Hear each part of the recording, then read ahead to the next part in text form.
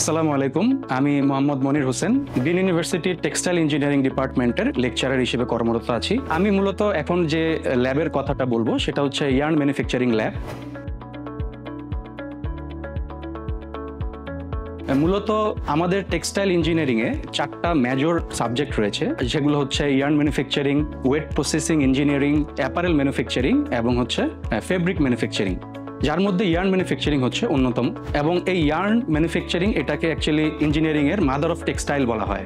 মূলত আমাদের যে ফাইবার আছে, ফাইবার থেকে যে ইয়ার্ন বা সুতা তৈরি হয়, এই ফাইবার থেকে সুতা তৈরি হওয়ার প্রসেসটা মূলত এই ইয়ার্ন ম্যানুফ্যাকচারিং ল্যাবে করানো হয়। আমাদের এই ইয়ার্ন ম্যানুফ্যাকচারিং ল্যাবে অনেকগুলো মেশিনস আছে, যার মধ্যে carding machines, draw frame machines, simplex machines এবং রিং ফ্রেম মেশিনস হচ্ছে অন্যতম। আমাদের ফাইবার থেকে ইয়ার্ন তৈরি করার পর্যন্ত যে প্রসেসগুলি হয় সেগুলা এই মেশিনের মধ্যে দিয়ে প্রসেস হয়। আমাদের ছাত্ররা মূলত এই ইয়ার্ন ম্যানুফ্যাকচারিং ল্যাব থেকে একটা ফাইবার থেকে বা র ম্যাটেরিয়ালস থেকে ইয়ার্ন তৈরি হওয়ার যে প্রোডাকশনটা, সেটার আসলে হ্যান্ডস অন ট্রেনিং তারা এখান থেকে পেয়ে থাকে। প্রত্যেকটা মেশিনের প্রোডাকশন তারা হচ্ছে নিজেরা হাতে কলমে শিক্ষা নিয়ে থাকে, এবং যেটা আসলে তাদের এই যে শিক্ষাটা তারা নিচ্ছে হাতে কলমে, এটা তাদের আসলে ইন্ডাস্ট্রিতে যে ইন্ডাস্ট্রির বিভিন্ন চ্যালেঞ্জেস তারা এটা মোকাবেলা করতে পারবে, এবং এখান থেকে যে প্র্যাকটিক্যাল এক্সপিরিয়েন্সটা তারা গেদার করবে, এটা তাদের কেরিয়ারটাকে সামনের দিকে এগিয়ে নিয়ে যাওয়ার জন্য অনেক বেশি সহায়তা করবে।